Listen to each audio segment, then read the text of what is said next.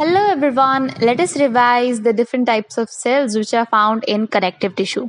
सबसे पहले fibroblast, we all are aware about it. ये एक फ्लैट सी लार्ज सेल होती है विद ब्रांचिंग प्रोसेसेस, बहुत सारी ब्रांचेस निकल रही होती हैं and it forms the fibres, है ना.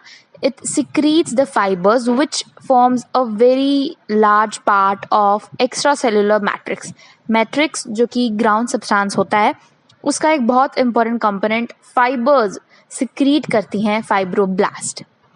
अब फाइब्रोब्लास्ट माइग्रेट करती हैं through the connective tissue and they are usually the most numerous. Macrophages, तो हम सब जानते हैं कि वाइट ब्लड सेल का एक टाइप होता है मोनोसाइट, जो कि ब्लड वेसल्स में रहता है. अब मोनोसाइट्स से डेवलप होके बनते हैं macrophages. Macro means large and phage means those who eat.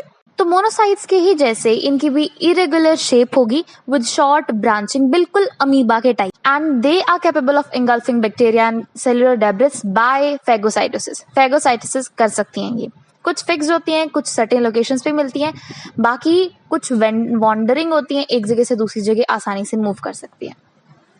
Plasma cell, जैसे मोनोसाइट्स डेवलप होके बना रहे थे मैक्रोफेजेस, वैसे ही एक टाइप का WBC बी लिम्फोसाइट जो एंटीबॉडी बनाता है, it develops into plasma cell. Plasma cell are small cell that are developed from B lymphocyte.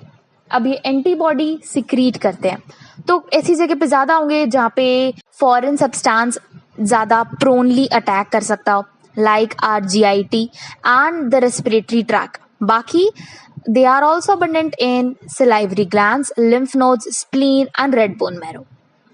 Mast cell, हाँ, जो इन्फ्लेमेशन के टाइम पे एक्टिव होते हैं, क्योंकि वो हिस्टामाइन नाम का एक केमिकल प्रोड्यूस करते हैं जो कि ब्लड वेसल्स को डायलेट कर देगा.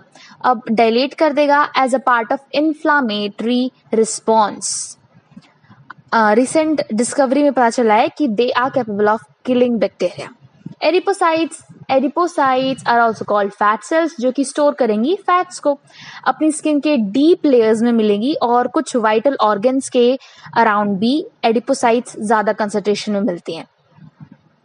ल्यूकोसाइट्स, WBC, जनरली वो सिग्निफिकेंट अमाउंट में नहीं मिलती हैं, बट अगर कोई इन्फेक्शन हो गया है या फिर कोई ऐसी सर्टेन कंडीशन है तो वो ब्लड से माइग्रेट करके कनेक्टिव टिश्यू में आ जाती हैं, जैसे neutrophils at the sites of infection and eosinophils migrate to sites of parasitic invasion and allergic responses. With this, we have covered our 6 major types of cells found in connective tissue.